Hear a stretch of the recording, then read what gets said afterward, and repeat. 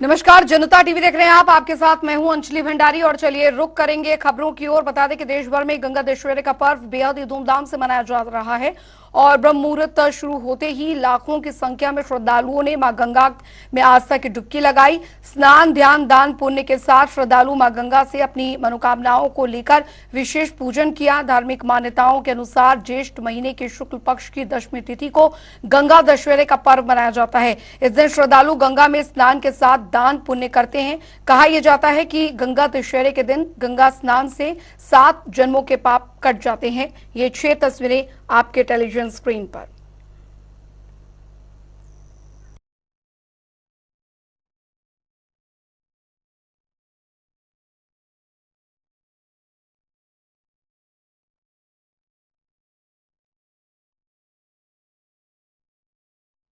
जैसा कि आप अवगत हैं कि गंगा दशहरा का बड़ा महत्व है। यहाँ पर बड़े मात्रा में श्रद्धालु यहाँ माँ यमुना से आशीर्वाद लेने आते हैं अपने जीवन की बेहतर कामना के लिए।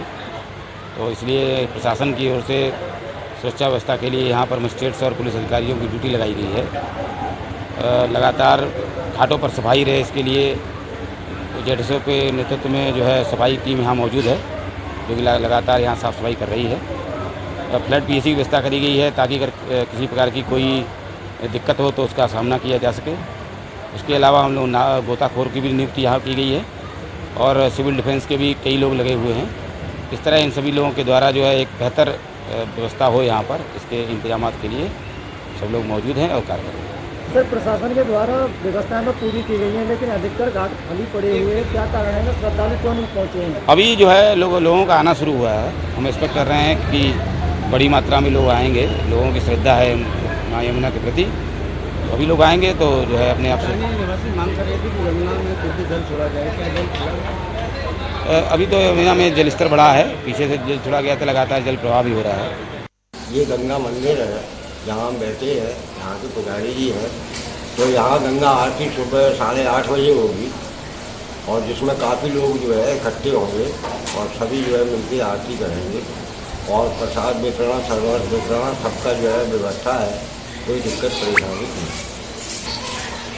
ये तो करीब आप ये मान लीजिए यहाँ 20-25 साल से आ रहे हैं। मोबाइल से ही जो है 10-12 साल से, और यहाँ की सारी व्यवस्था देखने की जिम्मेदारी भी है। कि गांव के लोग भी काफ़ी लोग नहाने आते हैं। यहाँ की मान्यता ये है कि ये यमुना जी है, हालांकि यहाँ से दूर पहुँच गई हैं और लोगों को जाने आने में दिक्कत तकलीफ होती है क्योंकि धारा घाट पर नहीं है, इसलिए लोगों को परेशानी होती है। लेकिन उत्साह आज भी लोगों को है और स्नान करने का, तो यहाँ लोग स्नान करने काफ़ी लोग आ रहे हैं। हमारी मानता है आज के दिन गंगा दशहरा के दिन गंगा जी ने पृथ्वी पर अवतरित हुई थी और अपना आई थी सीधी। तो आज के दिन जो नहाता है गंगा माँ पवित्र उनको सारे कष्टों को दूर करती हैं और गंगा जी में नहाने से ऐसा मन में ऐसी मान्यता है कि हमारे सारे पाप धुल जाते हैं। जो भी कर्म से, मन से, वचन से और शरीर से जो पाप होते हैं वो ख़त्म हो जाते हैं। और ये जमुना जी है हमारे यहाँ। जमुना जी में नहाने से उतना ही फल मिलता है, जमुना जी में नहाने से भी उतना ही फल मिलता है।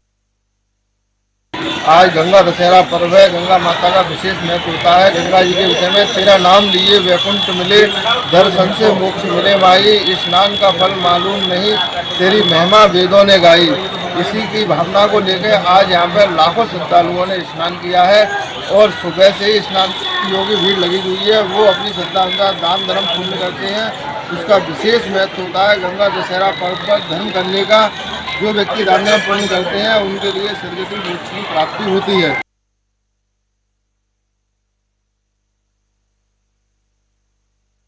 सागर में मिली हैं और वहां पर भगीरथ के पुरखों का उन्होंने तारण किया और तत्पश्चात यहाँ आज के दिन माँ गंगा का जब अवतरण हुआ तो माँ गंगा जी का अवतरण भगीरथ ने इसलिए यहाँ पे ले आए कि उनके जिस तरीके से उनके पुरखों का यहाँ पे उद्धार हुआ, उसी तरीके से माँ गंगा में स्नान करने से सभी पाप, पूर्व जन्मों के सभी पाप का निवारण का बहुत पावन पर्व हम लोग यहाँ पर माँ गंगा के पूजन अर्चन और स्नान के लिए यहाँ पर उपस्थित हुए हैं पूरे परिवार के साथ कि माँ गंगा के पवित्र जल में स्नान कर।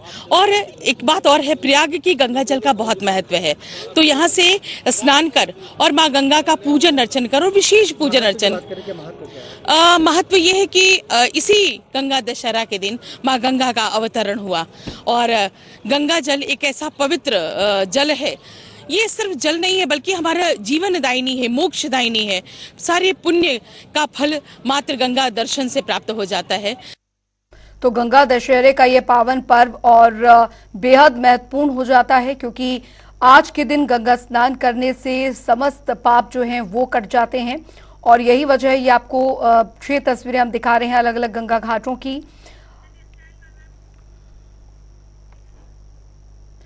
उधर उत्तर प्रदेश के डिप्टी सीएम ब्रजेश पाठक एक दिन के अमेठी दौरे पर हैं। इसी कड़ी में आपको बता दें, डिप्टी सीएम ने अपने राजकीय हेलीकॉप्टर से जवाहर नवोदय विद्यालय के पास बने हेलीपैड पर लैंड किया, जहां पर बीजेपी के वरिष्ठ कार्यकर्ताओं ने उनका जोरदार स्वागत किया। जिसके बाद डिप्टी सीएम बीजेपी कार्यालय के लिए रवाना हुए, जहां पर डिप्टी सीएम बीजेपी के वरिष्ठ कार्यकर्ताओं और जनप्रतिनिधियों के साथ बैठक करेंगे। तो कार्यकर्ताओं संग बैठक करेंगे डिप्टी सीएम ब्रजेश पाठक का यह अमेठी दौरा। गौरीगंज पहुंचे डिप्टी सीएम और यहां पर तमाम कार्यकर्ताओं ने उनका स्वागत किया।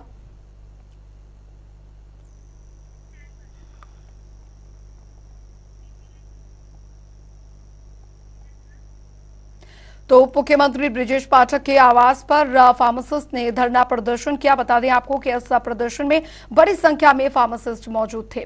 बता दें आपको कि उप मुख्यमंत्री ब्रजेश पाठक बीते सप्ताह फर्रुखाबाद में अस्पतालों का निरीक्षण उन्होंने किया था, जिस दौरान उन्होंने डॉक्टरों से ओपीडी के दौरान मेडिकल रिप्रेजेंटेटिव से मिलने पर रोक लगा दी।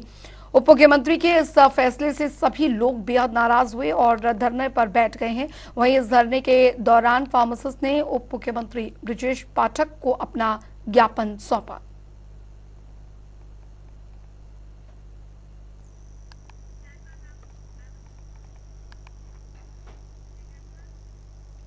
उधर उत्तर प्रदेश में विधान परिषद के चुनाव समाप्त हो चुके हैं, जिस पर कि अब आपको बता दें कि मायावती ने प्रतिक्रिया दी है और उन्होंने ट्वीट के जरिए सपा पर निशाना साधा।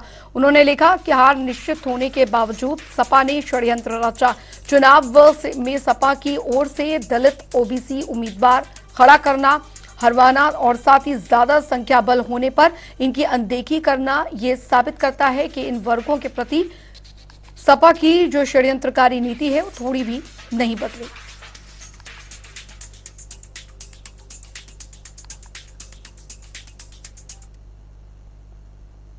बढ़ेंगे आगे, आपको बता दें उधर सहारनपुर में जिला प्रशासन के प्रतिबंध को दरकिनार कर सोमवार को गुर्जर समाज ने सम्राट मिहिर भोज गुर्जर गौरव यात्रा निकाली और वहीं यात्रा की जानकारी पर विरोध में राजपूत समाज के युवक कई जगह सड़कों पर उतर आए।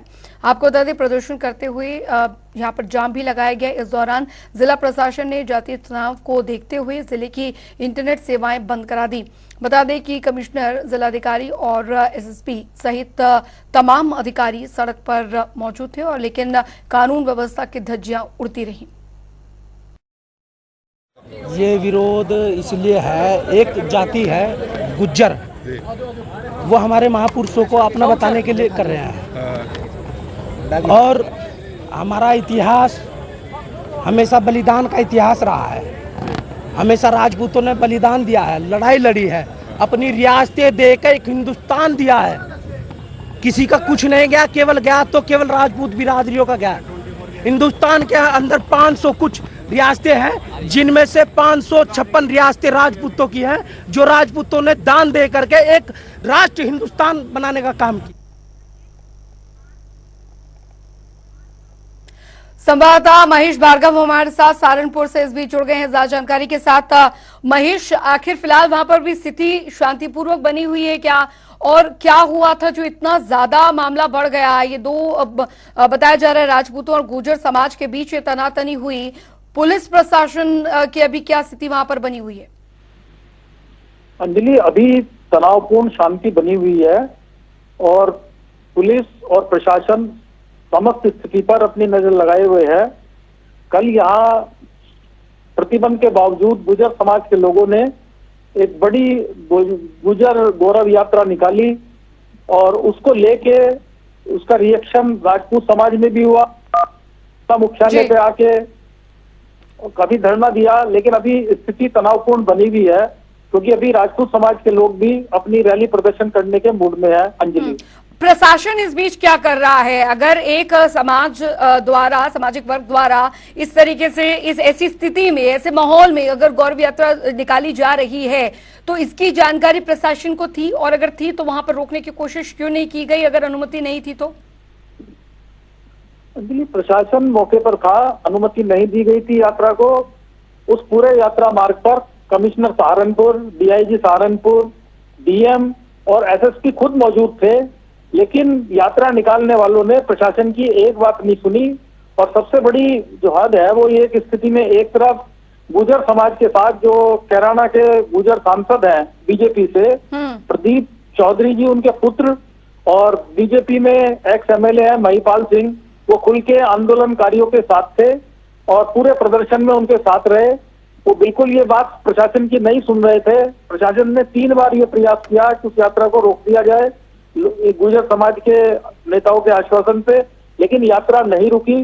जो गुजर समाज का युवा था उन्होंने सारे प्रतिबंधों को, सारे प्रशासन को दशा बताते हुए अपनी यात्रा 30 किलोमीटर के रास्ते में निकाली, जबकि उन्हें 5 किलोमीटर में यात्रा समाप्त करनी थी। अंजलि, शुक्रिया महेश भार्गव इस तमाम जानकारी के लिए।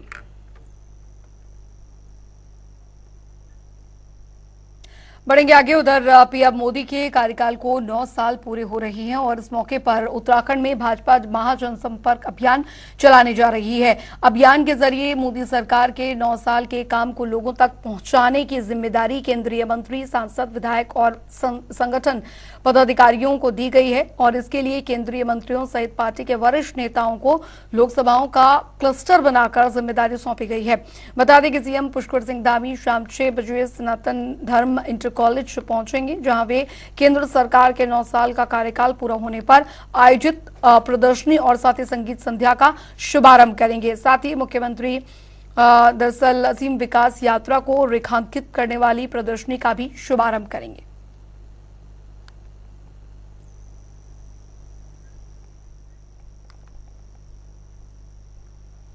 उधर हरिद्वार में स्नान के लिए देश भर से श्रद्धालु पहुंचे, जहां पर श्रद्धालुओं ने गंगा में आस्था की डुबकी लगाई। बता दें कि हर की पैड़ी और साथ ही अन्य घाटों पर सुबह से ही श्रद्धालुओं की भीड़ लगी हुई थी और वहीं श्रद्धालुओं ने हर हर गंगे के जयकारों के साथ आस्था की डुबकी लगाई।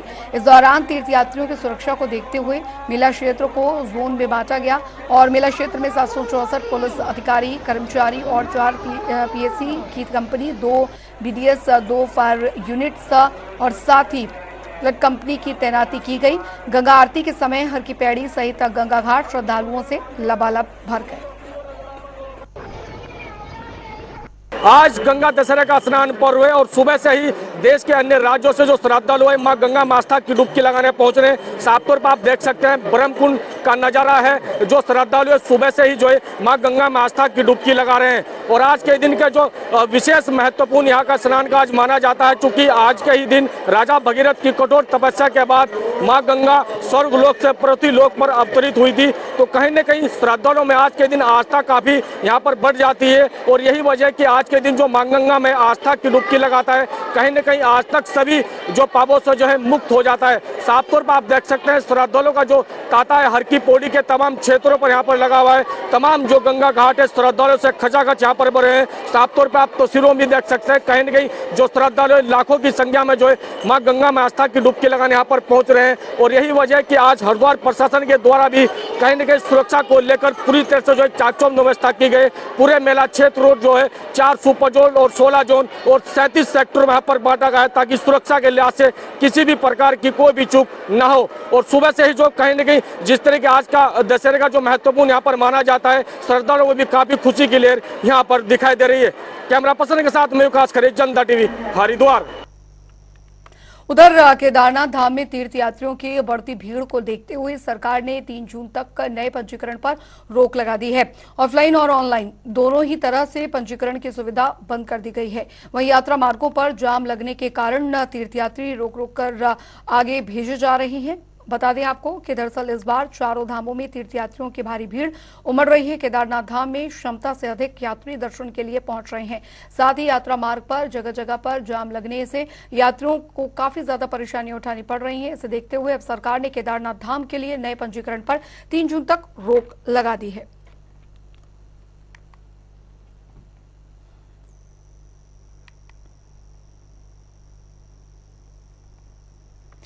उधर आपको बता दें कि हरिद्वार में धार्मिक अतिक्रमण के खिलाफ लगातार कार्रवाई जारी है।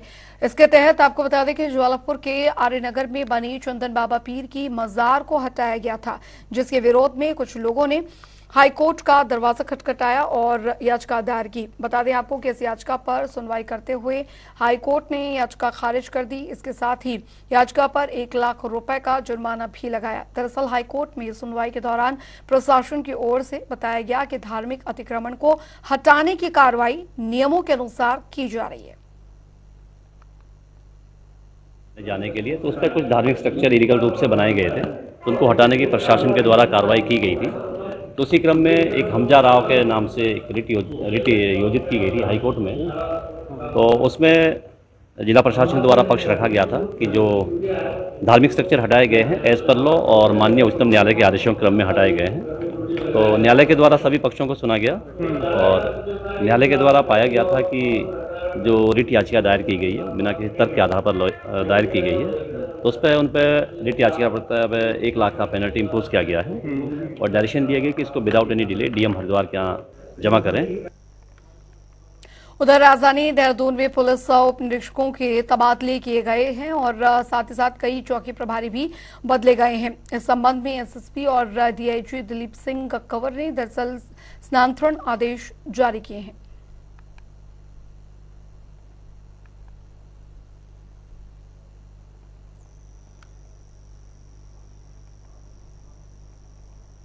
उधर बीते कुछ दिनों से प्रदेश में हो रही बारिश के चलते मौसम विभाग ने एक बार फिर से आपको बता दें कि पूर्वानुमान जारी किया है। मौसम विभाग के मुताबिक आने वाले 2 से 4 दिनों तक प्रदेश भर में बारिश देखने को मिल सकती है।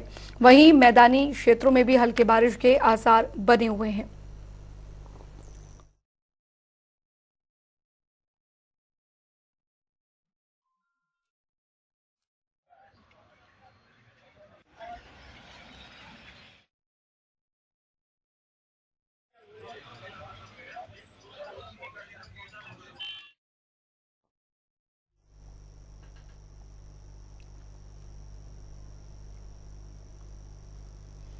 उधर सिटकुल पंतनगर के सेक्टर 6 में दरअसल बैटरी बनाने वाली फैक्ट्री पायलट इंडस्ट्रीज लिमिटेड में आज सुबह इनकम टैक्स की बड़ी रेड हुई। पंजाब, दिल्ली और साथ ही हरियाणा नंबर की गाड़ियों से पहुंचे अधिकारियों ने फैक्ट्री गेट को बंद कराने के साथ ही सर्च शुरू किया। बता दें आपको कि खबर मिली है कि अंदर सभी के मोबाइल फोन स्विच ऑफ करा दिए गए हैं और किसी के बाहर या अंदर आने पर रोक लगा दी गई है। वहीं इनकम टैक्स की टीम कागजातों की जांच कर रही है। पता लगा है कि शिकायत के आधार पर यह कार्रवाई की गई है और इस कार्रवाई में इनकम टैक्स की बड़ी चोरी पकड़े जाने का खुलासा हो सकता है। हालांकि मीडिया को भीतर जाने की छूट नहीं दी गई है और ना ही इनकम टैक्स की टीम का कोई अधिकारी या फिर सदस्य इस बारे में कुछ भी बोलने को तैयार है।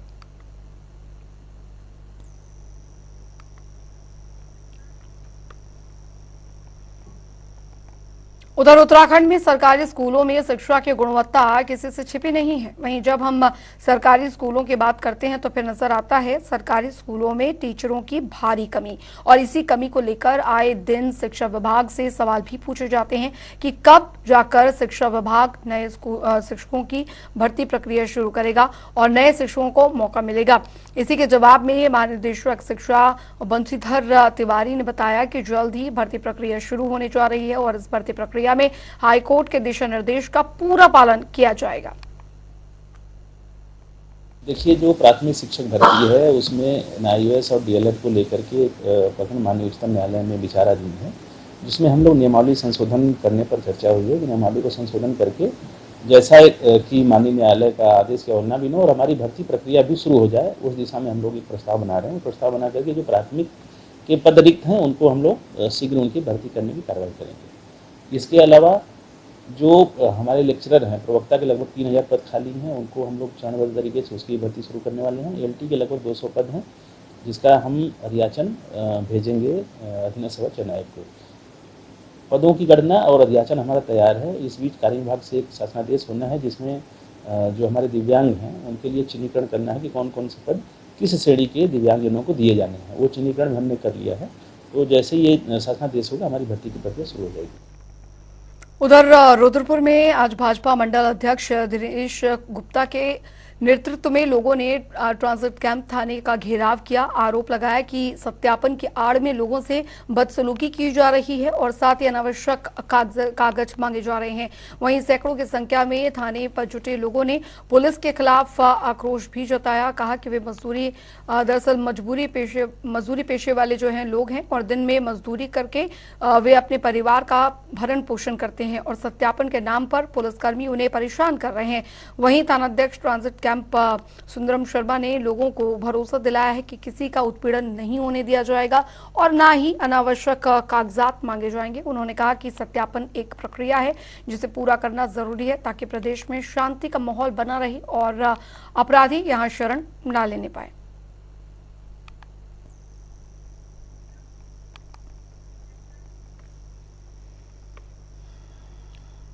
उधर देहरादून में ड्रग्स फ्री देवभूमि बनाने के लिए पुलिस लगातार अभियान चला रही है, जिसके तहत नशा करने वालों और साथ ही नशा बेचने वालों का डाटा तैयार किया जा रहा है। हर सप्ताह कम से कम 2 बार काउंसलिंग करने और साथ ही नशा बेचने वालों पर प्रभावी कार्रवाई लगातार की जा रही है।